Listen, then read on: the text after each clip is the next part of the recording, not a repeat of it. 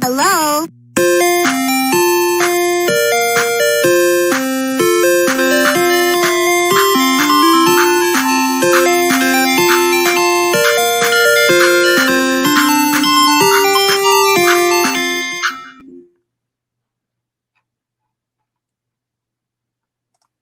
Well, hello. It is Thursday night. It is time for some I Stream, You Stream. And what are we going to talk about? We're going to be talking about the new episode of Falcon and the Winter Soldier, which debuted last Friday on Disney Plus. And so we are super excited to talk about that. How are you guys doing? BitOfRits and AllThatPat joining me here tonight. How are you both doing today? Don't forget Gizmo. And the Gizmo. He gets the in his name. Yeah, we're doing pretty well. How are you doing? I am doing pretty good myself. Pretty darn good. I've while I was waiting for you guys to join in, I was playing with my my Falcon Pop and my Winter Soldier Pop. So I was like pew pew pew pew. Those are bobblehead versions. Are they pops? So here's the thing. This is kind of a Funko royalty little tidbit of knowledge for you. Because they are of the brand of Marvel, they have to be, by contract, they have to be bobbleheads. Otherwise, they would be known as action figures. Oh. And thus would have to play like Mattel or they'd have to pay someone extra money for the licensing and everything. But because they're bobbleheads, they're not considered action figures, and thus they get away with it. Interesting. Yeah, I did not know that. Yeah. So your Star Wars ones come with a base, so they're not considered action figures as well, I believe. So there's like little things that Funko does to get out of certain loopholes. Yeah, they may lose loopholes in certain licensing agreements and everything. But yeah, so for the longest time, I would not collect anything Marvel because I did not want the bobbleheads. And then I missed out on a couple of things, but yeah. Why are you hating in the bobbleheads? I just wasn't. I wanted Funko Pops, not the baubles. Well, that's what Funko was doing before anything else. Like that's pretty much what they got their bread and butter toasted on. Absolutely. Which, of course, like I said, I eventually came around to it. But yeah, all of the, as you know, Marvel and probably Star Wars are probably like my two most like heavily genres of IPs that I have. So I've definitely come around to having them. Makes sense. So, but anyways, this is about episode 1 of Falcon and the Winter Soldier, dubbed A New World Order. So before we dive into, let's give a little backstory of what's been going on. So we just recently talked about WandaVision, right? Which do you remember? So kind of there are certain life events that you will kind of go off of, like Star Wars. They kind of go off of, you know, like when the Empire took over the galaxy. That's kind of like your starting point, you know. In real world, we go by AD, BC, you know, that birth of Christ that kind of, you know, hinders on when we go from one to the other. So right now within the MCU, the blip, that is your marker of kind of restarting time frame. So let's see, a little trivia question for you. Oh boy. Do you remember how far after the blip does WandaVision take place? Isn't it 5 years? So there's the snap where they all went away, and then the blip was when they come back. So 2 years, I think, from the blip. So the snap happened, and then 5 years, the blip happened, and then WandaVision took 3 weeks after the blip. Because remember, we see Monica come back in the hospital and then takes 3 weeks off of work and then goes back to deal with all the events. Falcon and the Winter Soldier takes place 6 months roughly after the blip. So this is about 5 months after the events of WandaVision. And then the Spider-Man Far From Home film that we've already seen that was released back in, good Lord, I'm actually saying this, 2019. That was about 8 to 9 months after the blip. So that is your time frame of establishment of what's going on. You'll see certain things within the episode that's actually going to reference kind of that time frame. Gotcha. So that being said, before I truly really dive headfirst into talking about stuff, what was your overall? This is the first episode. It's the pilot. What was your thoughts on this episode? One of the things that I noticed is because it's not, so it was action right off the bat. Oh, absolutely. And it basically, I liked how they had the basically the episode was split in two. In all reality, yep. So you got the backstory of Falcon. Yep. And you had the backstory of Winter Soldier, and I thought that was like really, I liked it, and because like it was so much action and not like it went fast. The episode went fast, but it felt long. You know right. what I mean? It's because there's so much going on. They made Falcon look like a I won't say the word because it's family friendly, but they made him look like a real BA. Right. We're not talking about very good. We're not talking about the Baracus either. Cool dude. Yes, a real cool dude. Just like the flying around, like when he was rescuing the the soldiers. Like flying through the helicopters. And then he had, I don't remember seeing this before, but he had that like little backpack, almost like a drone type of thing that he was using too. Yeah, a Red Wing. Yeah, he actually had that in Civil War. So when the first time you see that, when they are, it was pretty much the opening sequence when they're in. Oh my goodness, I'm blanking on the name. What is the name of the paper towels? Brawny? Huh? Brawny? No, from WandaVision.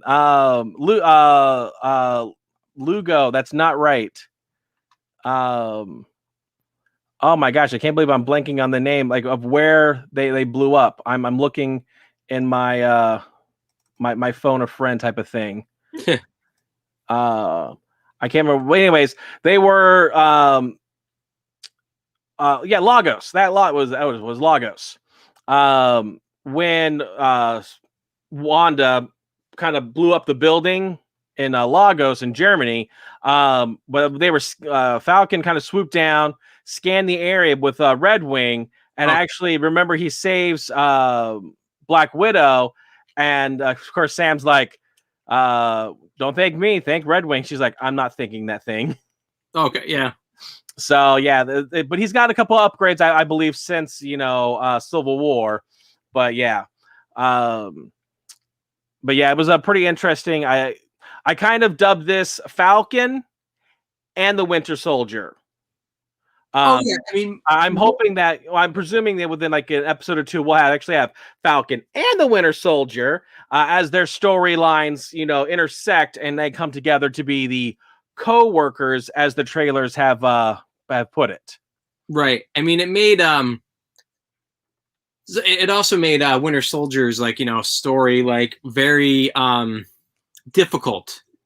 Like sad and difficult that as we'll talk about, he has to basically make amends for a period of time where he didn't have full control over his being, particularly when you learn about he's like crossing off people's names on his list to kind of like to fix, and he's got one that's gonna be very difficult to fix. Right. So Mike, I have a question for you. I'm very much in the mind of promotional stuff comes out about things and I dive head straight into it. If there's a trailer, I'm watching it. If there's a behind the scenes, I'm watching it. Even before things come out, I want to be absorbed just because for me, it enhances my viewing experience. I'm very much of the type of person that I like to see behind the curtain even before I go to the show because it makes it that much more enjoyable for me. Obviously, if there's some certain plot points that I'm like, oh, I wish I didn't know about that. that might be a little bit, crossing the line, so to speak. So my question, since I know the type of person that you are, AllThatPat, how much of the trailers and promotional stuff have you actually seen for this series? I think I saw just one trailer when they first announced it. Like they had it's like a Super Bowl. Yeah, but I haven't paid much attention to it. Like I like to get really deep into it after I've seen it, and then I'm like obsessive. I watch everybody's review on it, but I want to get it first for my take. But I think there was one where they're on like a truck or something, like an 18-wheeler, and like they're hanging off the side of it. But that's about the extent of it I can remember. What about you, BitOfRits? Are you one to dive into stuff, or do you avoid it like the plague?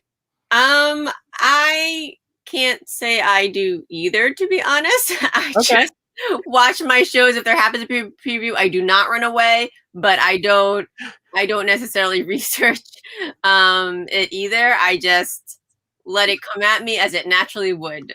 You don't go seeking it out, but if it happens to rear its head, you don't go running like a little schoolgirl. I don't appreciate that. Maybe inferring that some of us are large schoolgirls. Okay, but we'll go with that. Everyone has their own type of viewing rituals and things of that nature. So I am not going to make fun of you for it. I'm just going to point certain things out, and if they may come across as making fun of you, but I'm really not. I promise. I'm like the gatekeeper for AllThatPat.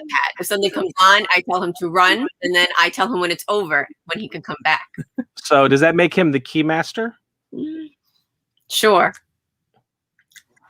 Ghostbusters reference. You have to whisper loud enough for people to hear. That helps with the joke. Ghostbuster reference like that. So, alrighty. Well, before we dive into the stuff, because there's a few things. Is there anything else you wanted to add before we kind of? So before you start, I'm going to start with something. The way we did our WandaVision kind of review worked for the most part, though I'm trying to reinvent the wheel, so to speak. So I've kind of broken it up into 3 different segments. So two of them kind of go hand in hand with each other, but we'll kind of see how this plays out. But the first, of course, there is the story. Then we've got who are the key players. And then, of course, the last but not least is those cinematic Easter eggs that kind of referenced from one thing to another. And so we're going to kind of dive into each of those. And then, of course, I can't believe it's been, 13 minutes into to this review. I completely forgot to issue our warning. There are spoilers ahead for Falcon and the Winter Soldier. Turn back now if you have not seen it, because we've hinted at a few things, but now we are really going to be diving headfirst into the spoiler territory. So again, if you have not seen this first episode of Falcon and the Winter Soldier, I do recommend turn it around, put this on your watch list, and head over straight to Disney Plus and watch the first episode. All right, all that stuff out of the way. Anything you guys want to add before we jump in? 15% gratuity. Absolutely. I will say, going into it, I guess for some reason I assumed Falcon had already accepted that he was going to be the next Captain America. So I was a little bit confused at the beginning, but obviously caught on as it was going. But so yeah, going in, I thought that was already established, I guess. He's saying no. Because I remember the shield, and that was the whole thing, passing it along, and so I guess I didn't realize it looks like it's going to be the journey of him taking on that, which I think is going to be interesting. I didn't realize it would be such almost like an inner battle for him. Right. Yeah, because the last time we saw Sam Wilson, and this will be kind of I'll start tying this into the who are the key players. We've got Sam Wilson, aka the Falcon. So the last time we saw him was at the end of Avengers Endgame. Right. Steve Rogers, Captain America, did his time traveling journey where he returned all of the Infinity Stones back to their original places within their original time frame, so that way no splinter offshoots of the time would evolve. We don't want to see Biff as a millionaire having a hotel. Absolutely not. Future reference. So, but in so doing, he goes back to the 1940s, I believe, maybe even the 50s, and pretty much just camps out, stays with Peggy Carter, the love of his life. And he retires. Pardon? He retires. He pretty much retires, but he retires, back in time. And so pretty much lives out his life. And then that's when we find, old man Steve Rogers giving the shield to Sam Wilson. But even then, we can't even hear the words that Captain America and Sam have back and forth of, what does it feel like? And it feels like it belongs to someone else.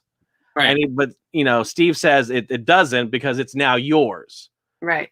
But we never actually saw what Sam did after that.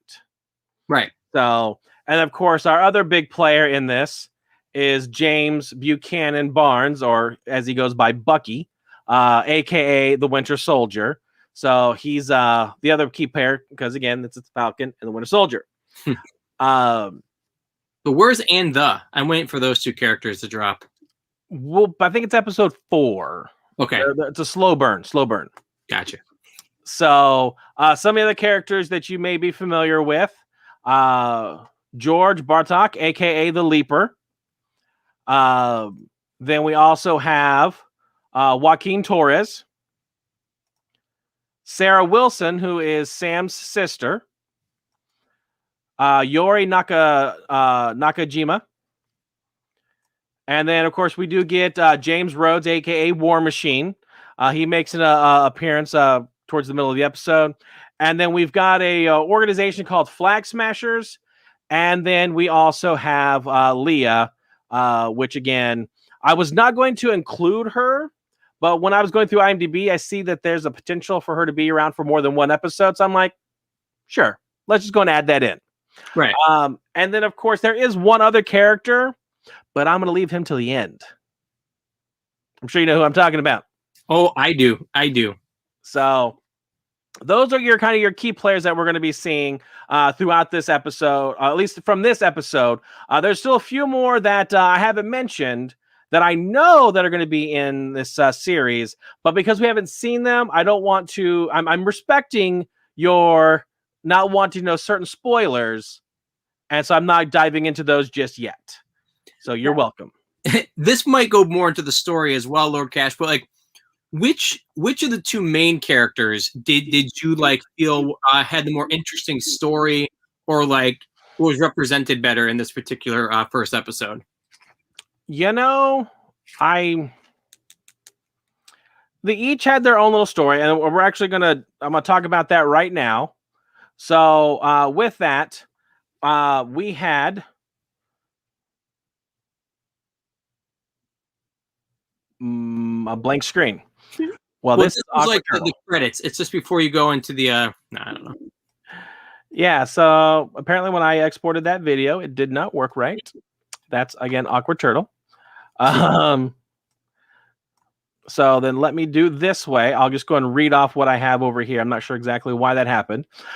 So Sam helps the military rescue a plane that has been taken hostage. Sam donates the Captain America shield to the Smithsonian. Bucky is still haunted by his past, but has started seeing a therapist to make amends. On top of that, Bucky has also made friends with an old man and a possible new love interest. Sam goes back. Love interest. What's that? The old man's the love interest, right? Yeah, of course. Sam goes back home to LA to help with family business, but encounters some setbacks.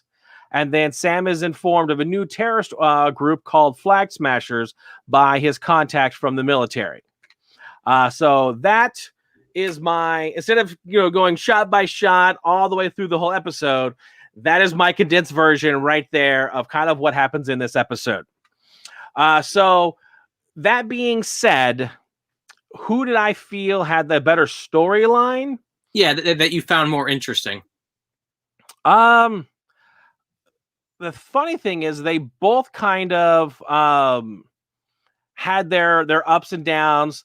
Sam had his superhero moment while he's flying through, the desert trying to rescue one of the people off of the airplane. So he's, like I said, he's flying around. He's there trying to help this ship, this airplane that's been taken hijacked by, of course, the Bartok and some of the other folks that are there. And then he has to go back to Louisiana. He has to go confront his sister, who's trying to sell the family boat, which essentially has their mom and dad's name on the boat. That is literally the name of the ship. So it's Paul and Darlene. And he doesn't want to sell, but she does because of the fact that while Sam, he disappeared for 5 years because of the snap, she has been here dealing with everything, having her boys grow up into, young teenagers age frame. And so, of course, she's dealing with that emotion of, okay, I'm sure she doesn't want to sell the boat, but they also have to make the money. Have to make the money to take care of everything. I found it very interesting with the whole idea of selling the boat. They go to a bank and they're trying to get like a bank loan to kind of like keep the boat afloat, literally. Right. And, he's like, oh, but I'm a superhero, and well, I mean, you'll be able to give it to me. He goes, oh, well, I respect that, and I'm really appreciative of all you've done, but you don't have any credit. Yeah, you don't have any credit score for the last 5 years. It's like, yes, I disappeared. Like, this was kind of an interesting thought where they were almost the bank was holding that against the Falcon. Right. Well, and I'm sure, I don't know if it was a race thing, kind of, it made it seem like this sister kind of made it think like it was either a race thing or just somewhat of poverty, of not necessarily not poverty, but people who actually need the money. It's funny that people that need it and come into the bank to get that loan are always denied. Whereas, the rich, they don't need it, but they also have the money to do it. But yeah, I like the comment is like, did Stark, just pay for stuff? Kind of a little call there. But yeah, it was interesting. And then of course, dealing with Bucky, when he was having those flashbacks, to where, one of the reasons why he has befriended Yori Nakajima is because he actually killed his son. And that's one of the things that he has to make amends for, but he's having a hard time doing it for good reason. How do you tell, an older man that, hey, when I was, not in the right mind, I killed your son? No, yeah, I can't imagine that. And I wonder, especially too, because not that any passing of somebody would not be hard, but he, obviously is taking it very, very hard and still has, like a memorial in his house for the son. And so obviously it's just, he still thinks about it constantly. So it's even like, a constant reminder. Yeah, because he doesn't really happened. Yeah. Yeah, that was when he was out on the date with Leah in the sushi place. It's like the thing that haunts him the most is that he doesn't know what happened. It was the police said it was a wrong place, wrong time, but he doesn't know who did it, why, all the details. He's oblivious to it. And the fact that he's literally sitting there having lunch, dinner with the guy who, killed his son, that's kind of heartbreaking in that aspect. Yeah. So, it's hard to say who has the more, interesting story.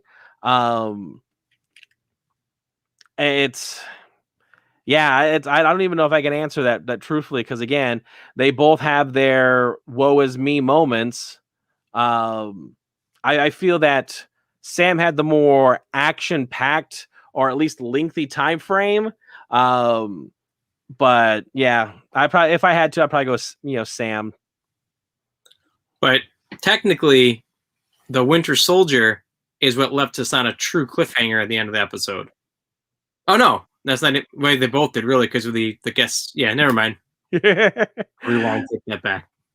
So, looking here at some of the stuff that I have, it just, as far as like the storyline, did you think it was that set up the series well enough, or do you feel that there was things that they could have added to it to make the storyline more robust? I mean, I think they definitely have planted some seeds for how things are going to go in terms of the family boat for Falcon. And, I do feel that the Winter Soldier, I didn't know much about him particularly. So I at least had gotten a lot more understanding of his past and what his deal was. I definitely, I feel like for the Falcon, it seemed like he was like a very cool character, and for the Winter Soldier, very I don't know, not really anti-hero, I guess, but like just that it's more was pulling at the heartstrings in terms of he's trying to turn his life around. He's kind of tortured. Yeah, and he's like tortured by his past, which again he had no control over, and how to move forward with that. So there were that story, particularly because of the father, and how he's trying to, be close with this person, and not really be able to say who he really is or why he even came into this man's life. That for me was a little bit of a like deeper sting for that emotional relationship. So I'm curious to see where it goes in the future. And then, as AllThatPat mentioned, the cliffhanger at the end, I was like, what just happened? Yep. All righty. Well, definitely, I feel that this was a good start to this series. It laid all the groundwork. It picked up after Endgame and let us know what these characters have been going through for the past 6 months. Falcon is still doing his thing kind of as a freelance with the military. With Bucky, he's kind of going through, his therapy lessons, which I found the chemistry and the interaction between him and the therapist was quite interesting, where, he didn't want to talk. And then she would like, all right, fine, I'm busting out the notepad. Let's make some notes. And he's like, really, what's with the notepad? Why are you doing this? And it's like, if you don't talk, I write. She's like, fine, I'll talk then. Yeah, she wasn't sugarcoating it. She's like, I know when you're lying. It's like just all business, Yeah, so there was no beating around the bush, no sugarcoating things. She was definitely issuing some tough love there. And I definitely think, in terms of you mentioning, if this was a good setup for our first episode, it definitely left a lot of questions that came up, which, we expect to find out those answers as we go through the season. Yeah. Yeah, it's going to be interesting to find out who Mephisto is finally. Yes. How many episodes are in this series? So Falcon the Winter Soldier will have 6 episodes. Oh, okay. So there'll be 3 less than WandaVision. But if I'm not mistaken, this pilot episode was actually longer than any of the WandaVision episodes. Yeah, it was like 45 minutes, something like that. It was definitely a longer episode. So with credits, it ran 50 minutes. Yeah. So, which again, I think 47 minutes was the longest of the WandaVision episodes. There wasn't a thing at the end, right? After the credits. No post credit. I take that back. So the series finale was 50 minutes. Okay. So this was as long as the last episode. Right. Now, Do you know, this might go into the Easter eggs, right? Like, I mean, at this point, I think we had to talk about it. Yeah. At the end, basically, the government decides to pick up and say, hey, if you don't want to be Captain America, we're just going to make Captain America. And at the very end of the episode, some random, and I use that loosely because I'm sure there's a story behind it, but they get a new Captain America. Right. What's going on with that? Like, I was thinking, was it the guy that's part of the Flag Smashers? We kept like rewinding it, and I'm like, could it possibly be the guy with the mask? He has a different jawline, we decided. Not him. But do you know anything about that? Like, as far as Easter eggs, any, like, without spoiling, but just kind of like, what's your take? So, what I can tell you is his name is John Walker, aka Captain America 2.0. He is also referred to as Carl from Up. That's the meme that's floating around right now that I find highly Has a amusing. very square It's that jawline, yeah. So that is roughly all I can tell you. Okay. So does it follow some type of comic book series that? Yes. Okay. Yeah. I assumed because WandaVision did a lot, and we don't really follow the comic series. Yeah. So in the credits, there was this little scene right here where you actually have John Walker, Cap is back. So it actually tells his name right there. That way I'm not really pulling that from comic book stuff, even though that is where it comes from. But that was listed there. I will tell you this because it's kind of a little spoiler, not a spoiler. It's goes in that Easter egg. Also within the trailer, the credits, you'll see this slide here where it says Power Broker is watching. That is kind of Power Broker is a comic book character that actually helps create John Walker as a superhero. Does it have anything to do with the guy that denied Falcon the bank loan? No. Okay. Pat logic. All that Pat logic. Also, on that same thing, on the left says, where do we go now that they're gone? That is from the poster that Captain America, when he was doing the meetings at the beginning of Endgame, when it does the 5-year goes past, and they've got the little self-help meetings that they go to. That's one of the posters that they have listed there during the meetings that Steve is leading. Gotcha. So then of course with the whole announcement, guess what's back? The McRib. No. The WHIH World News 21. Breaking news, we are live. That was my radio voice. Perfect. So we've got that going on there. Now, I feel like the most condensed piece of Easter eggs was when Rhodey and Sam were walking through the Smithsonian. Right. There were so many little Easter egg drops within there. It's ridiculous. So I'll kind of, Watch out for the yoke. Exactly. Well, Easter is around the corner, so. Next week. So right here, there's a walking by. You see the vanished, and it's actually a scrolling list of all the names of everyone that disappeared. Then, of course, on the far right, you've got Out of Hiding, which is basically the spaceship in the sky at the beginning of Infinity War. That was what brought Captain America out of hiding because of the Sokovia Accords that he had violated during Civil War. And so that was one of the things that was listed there.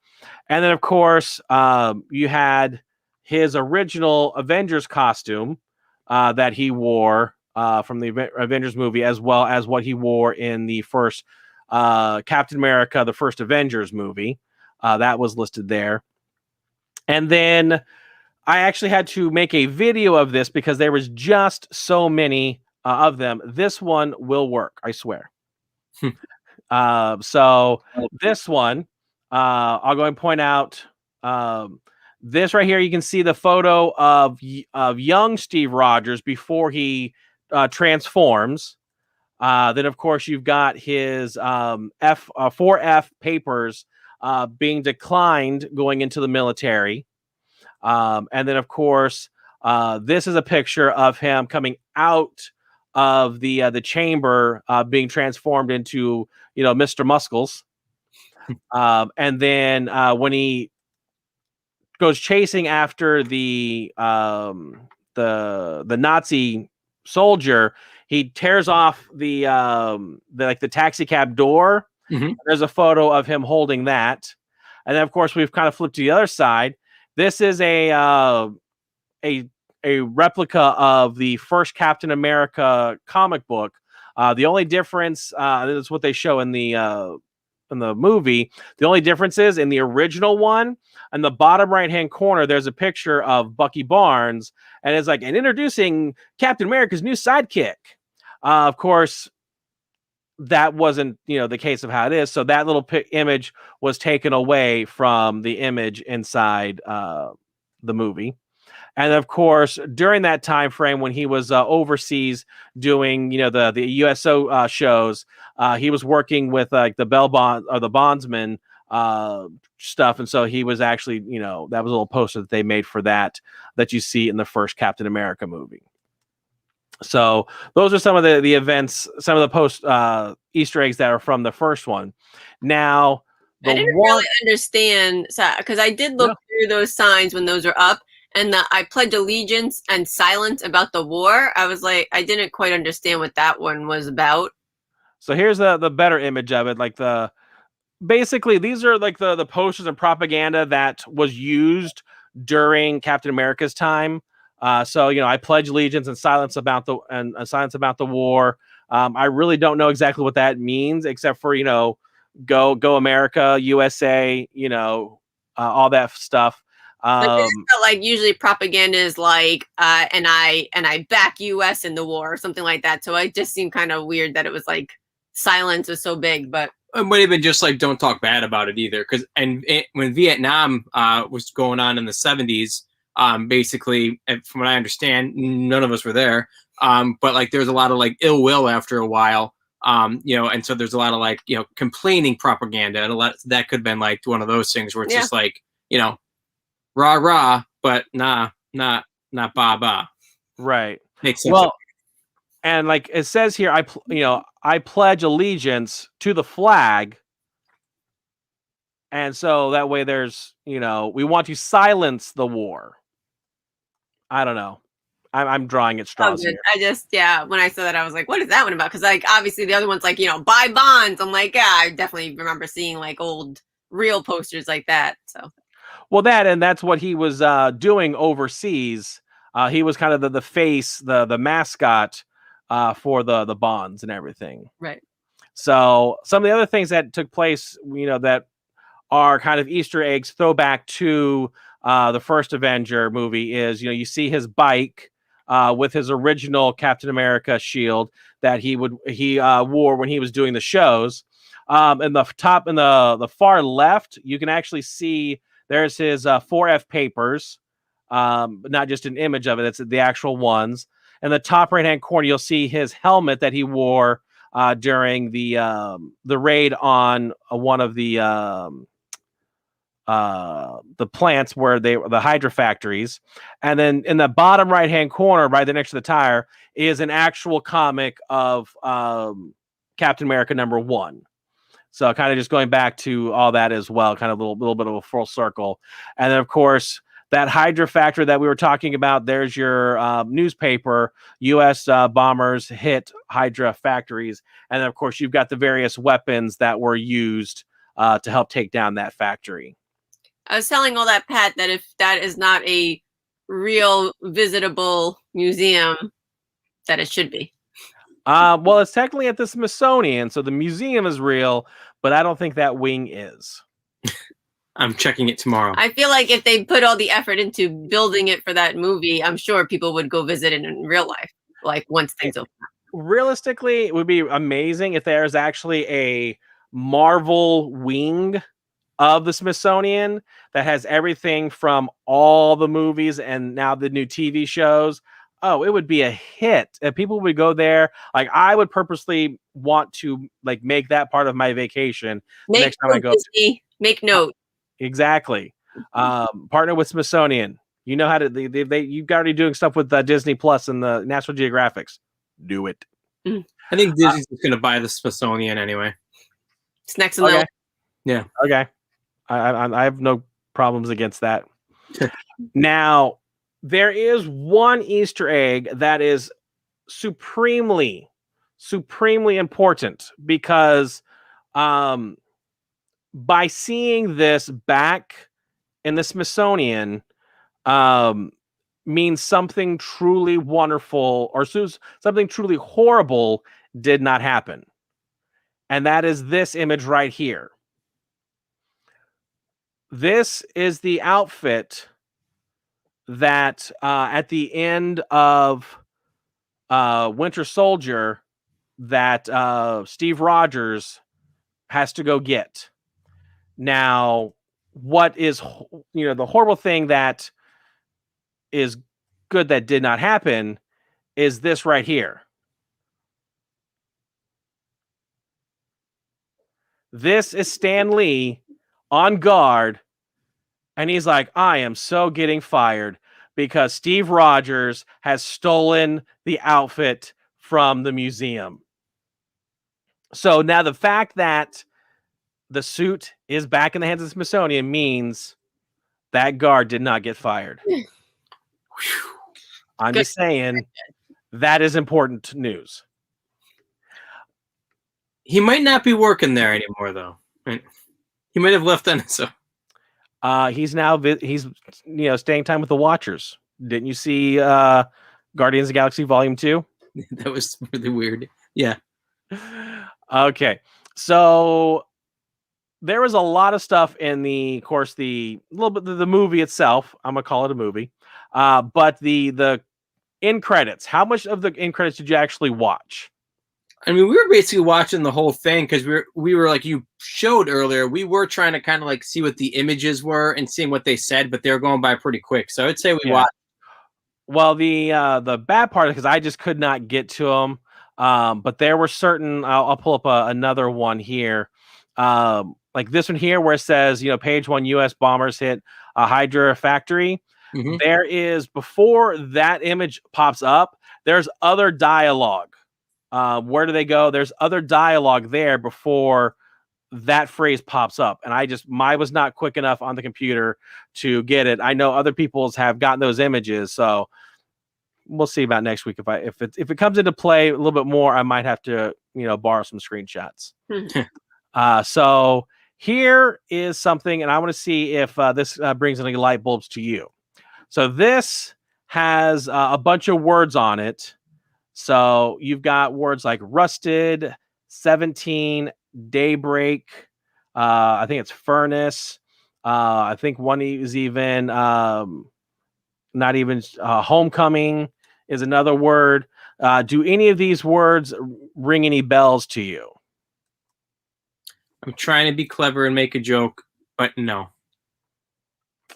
So in Civil War, when they capture Winter Soldier and then being held in captivity, a certain gentleman, this guy right here, goes to interrogate him. However, when so doing, power is lost, and so he's no longer on camera, opens a book and starts reading these words off of it. These are the trigger words to activate the Winter Soldier. Oh. And then so by doing so, puts him back in that, hypnotic trance to where he will do whatever is being asked of him. Go kill whomever, go rob a bank, go do this or that. These are the words that actually put him in that state of mind. I believe since then he has been purged from his mind, so he's no longer brainwashed anymore. But yeah, those were the words that they used to do that. So I thought it was kind of cool that they did that. Right. And just so you know, this guy's going to be coming around a little bit more. Just heads up. It's probably the new Captain America. Let's be real. It looks like him. Nope. So let's see. What else do we have here? So I showed you Joaquin Torres, right? Yep. So he's the military contact that informs Sam about the new organization called Flag Smashers. He gets his flag smashed when they That sounds dirty. He gets his face smashed. Yes. They definitely are smashers of sorts. What's kind of cool is this a little nod. I don't foresee this actually happening, but in the comics, Sam Wilson does become the new Captain America. So he does the whole get up is now red, white, and blue versus kind of being the silver, gray, and red. So of course, if there's a new Captain America, there has to be a new Falcon. So Torres actually becomes the new Falcon. And you mentioned that little drone that's on his back. Yeah. In the comics, Red Wing is an actual Falcon that Sam Wilson actually has a telepathic link to. And the same thing goes for Falcon or Torres, because they actually use his DNA, the DNA of Red Wing, and so that those wings are actually wings coming out of his arms. So he actually mutates into having those wings, and thus has the telepathic link to Red Wing as well. Right. So wings permanent, or he could retract them. Everything I saw is that they're out there. He's feathers and all. Interesting. He drank way too much Red Bull when he was in college. Things would happen. They warn you. That's what happens. It is there in the disclaimer. Right. If you don't believe it, that's your own fault. So the other thing that I would like to point out is they did a little thing. So we see one of the Flag Smasher. However, there is another one, and I'm trying to find out where I placed that image. I think it might still be in my folder. So let's go ahead and pull that up right now, because there's another Flag Smasher that is kind of important. And it all happens like the main one you show jumps out the window, and then all these other random people just start putting on the masks. Well, to kind of like cause a distraction. There's some that are obviously part of the planning group. Yeah. And then others that are just random decoys that are just there to, be a part of what is it called when a flash mob or something? Yeah. Flash dance. No. A flag mob. Oh, maybe. There you go. I feel like I wish that they randomly started doing a dance together and then separated. Yep. Probably would have got arrested that way. So yeah, essentially what I counted there's 4 real characters that are part of the organization Flag Smasher. So there's the one guy that I've already shown that jumps out of the window and has basically 2 bags of what we learn is money. And he's walking by, and 2 of his peers kind of come at him. He holds out the bag, and they each take one and head out. Now, the 4th one was the very first one we see, and that is the one with the big curly red hair. And she drops down the bag and starts handing out the mask with the red palm print on it. Now, she is the one that is very important, because I'm guessing on this one just based on what kind of not necessarily trailers, but yeah, kind of trailers. But this is a member, Carly Montague. And that is because this is actually reminiscent of the actual comic book character. So in the series, Flag Smashers is a organization, whereas in the comics, he was known as one guy. So this is actually Flag Smasher right here. The reason why I think he gets the name that, I don't know if he had the name beforehand, but the first encounter we see him is he is in front of the UN building, and guess what he's doing? Selling hot dogs. He is with watermelon.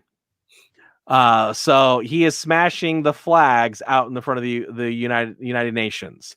So I don't know if that's how he got his name, or if he's like, well, I've got the name of mine, we'll put it to work. So, but this guy's name is Carl Montefiore, and so we have got Carly. It was intimidating. Yeah. But basically they kind of gender swapped this character. So I'm hoping that there's a reason for that. That they didn't do it just to do it. So we'll kind of have to see how things play out if that is the case. But there's that character there. Now we've only got a few things left. I'm kind of going over here. This is the list of that he has. And Winter Soldier, yeah.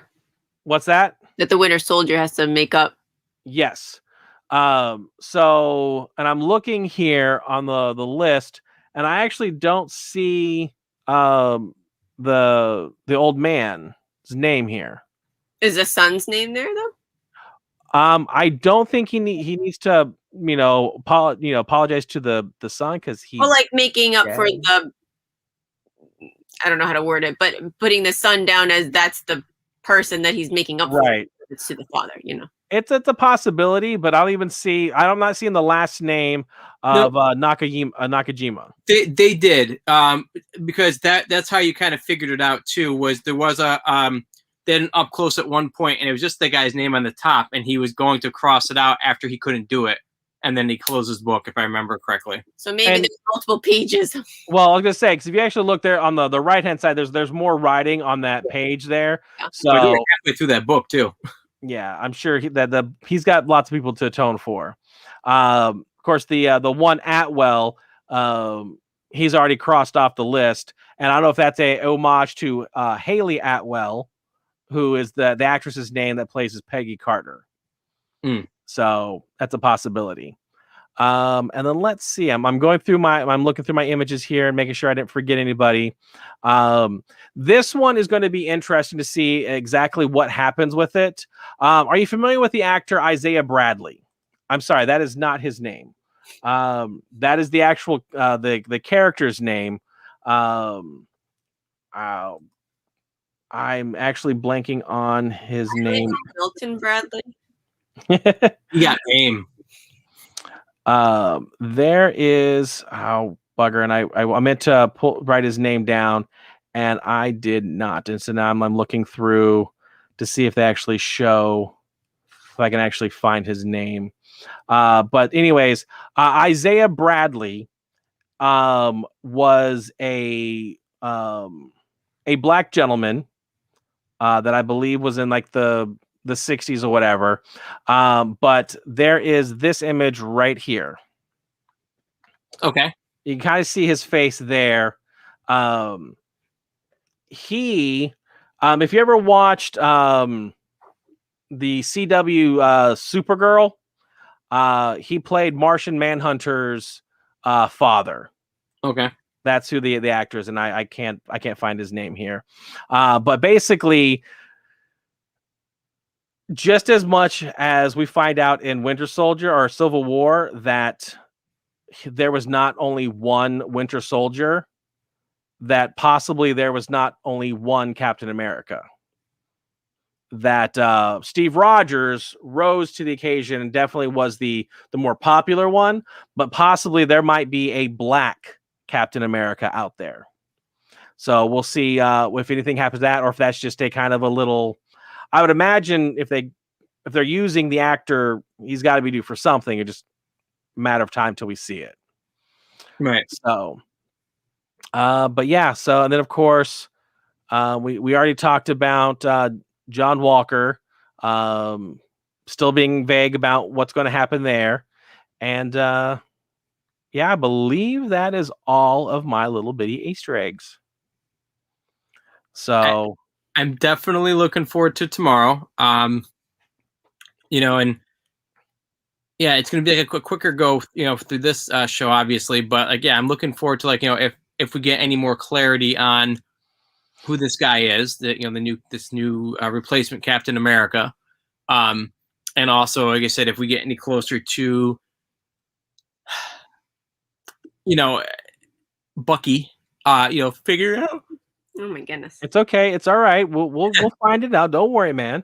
But you know what I mean? Like, I just wonder, if we're gonna, at what point do we see him actually make amends for, the one guy that he killed particularly, and is it going to actually happen? Is it going to be one of those like he never gets a chance to tell him because maybe he dies on his own? Right. So I'm curious how that's gonna continue. I think of the three main plot lines, it makes it as far as what's like the thing that you're looking forward to most seeing, play out. I mean, at least for myself, I think I'm definitely drawn towards the conflict that the Falcon's having about, how he's going to deal with the fact that he did not want to be the new Captain America, and now they have basically Betrayed. What was that? I can say they pretty much betrayed him. Betrayed. Thank you. Yeah, I was trying to that he thought he was donating the shield, and they obviously were had their own agenda. So I'm curious to see how that's going to unfold, and then also with the Winter Soldier, his relationship with the father. What was his name again? Sorry. Yuri. Yeah, his relationship with Yuri, how he's going to eventually share this information with him in some fashion. I mean, I could almost see it being that he somehow says, "Oh, I got some intel," and never truly admits that he's the one who did it, but at least gives him the peace of mind to know it was a quick death. It was that he was in the wrong place at the wrong time. It's not like he was being tortured or like being hunted down or something to that extent. Right. And then also just to see how he, transforms into a hero character. Right. Yeah, because he's definitely, the world has definitely seen him as a villain. For whatever, I'd say for whatever reason, but we kind of know, he was on the good side when Thanos came to town. So he definitely is now portrayed more as a hero. He's even been pardoned, which I would imagine would be from the president, that has given him his pardon and given him a second chance at life. Right. So yeah. For myself, I kind of know, we know what's been going on with Sam. We've been following his journey, at least through, the various movies. We've been following, Bucky Barnes through his journey. And we, obviously there's a lot of holes and gaps in his life because of 90 years being, a murderous popsicle. Yeah, we're gonna go with that. That we don't know exactly what he's done. We find out in Civil War that he's responsible for killing Tony Stark's parents. Obviously he's done a lot of horrible things throughout this time frame. It's just finding out how much of that information are we going to get. So for me, just because I know what's in the comic books is one thing. That's your source material. What is actually are they going to transition and transpose into the actual screen? What is up with Captain America 2.0? I know he has a different name, and so because it has not been revealed, I'm not saying it. So that's why I'm calling him Captain America 2.0. Sounds good. Now, I've been trying to find this actor that you mentioned. Yeah, she's been studying. So you were saying the character is Elijah Bradley. Is that correct or no? No, Isaiah Bradley was the character's name in the show. Like, he's a parent maybe of this Eli Bradley who's supposed to be showing. So yeah, I haven't been able to find the actor for Elijah Bradley, but Now I have both of you that I have to somehow avoid from spoilers. Thanks, Lord Cash. oh, here, wait, maybe Carl Lumbly. Yes, that is him. Okay. Yeah, That's Isaiah Bradley. I guess there's gonna be his son or grandson or something is gonna be appearing. Spoiler. Oops, stop talking to me. Okay. yeah. So we're gonna get to meet his family. there you go. So we'll find out exactly the families. Mm-hmm. that there's going to be definitely a lot of stuff going on. But so final score. What did you think of this episode? I know it's very much different than what we were previously watching. I wish that they had taken these two characters and done shows from the 80s and 90s. Or kind of had like a Lethal Weapon buddy cop type of movie. Or like, well, that's probably where they're going, the realistically. 50s, is it from the 50s, the Batman where it says pow, oh yeah, boom, Yeah, that was from the 60s. 60s, yes. Yep. I would give it a full score. You know what I mean? Like if we're doing out of 10, I'd give it at least a 9. Out of 5, give it at least a 4. I thought it was really good. Okay. Yeah, definitely. It would be that 8.5 for me. Just because, like I said, it set the groundwork, the storyline, all the plot points were there. It definitely left you with a few questions that you're like, wait, what are we doing with this? Which that's what you should be doing in your pilot episode. If you have all the answers, then why are you watching the rest of the series? So definitely the fact that we see this new guy as holding the shield, that's definitely a great cliffhanger to leave on. And I'm excited to see what's going to happen tomorrow. Yeah. So, or if you want to stay up 3 a.m. Hey, never know. Exactly. 3 a.m. Eastern, midnight Pacific. So, but outside of that, I think that kind of wraps up our evening tonight. Definitely check back with us next Thursday night. We'll have episode Dose to talk about. And then definitely some good stuff there. On Monday nights, AllThatPat and myself, we talk about our wrestling show, Slam Nation, where we kind of give a review of what's been going on in the world of WWE. And then, of course, these are our two regularly scheduled program. So within that, we do say that we'd like you to like the New York Nerd Show, whether it be on YouTube, Twitch, or Facebook. Definitely find us on those pages and give us a like on those, because we randomly just decided to go, hey, let's do an episode of Crazy Card Collecting and talk about, various cards that we've been collecting and we've found randomly throughout, this or that place. We get stuff in the mail. So we'll talk about, mail call mail time, where we get to see us open up those boxes and see what got sent to us. And then, of course, I like my Funkos. So, of course, we occasionally will do a Funko royalty, where you'll get to see me open up the various boxes that I've ordered or picked up. And definitely those are cool to see. And we also, when we are going out there into the wild to find out stuff, we'll definitely show those on our show called Call of the Wild. And so, yeah. And then, of course, who doesn't love to play a good video game? Join us in the game room, and you'll get to see us play some stuff from time to time. But again, it's really important to like our page. Definitely, if you do like it, share the page on out, so that way we get more viewers and share the show out for us. And we do appreciate the word of the nerd. That's right. The word of the nerd. Share it out.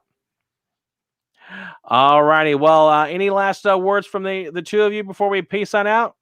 Oh, I've got mine, but as soon as you get ready to end the broadcast. All right. You ready? Yep. Here it goes. Hello?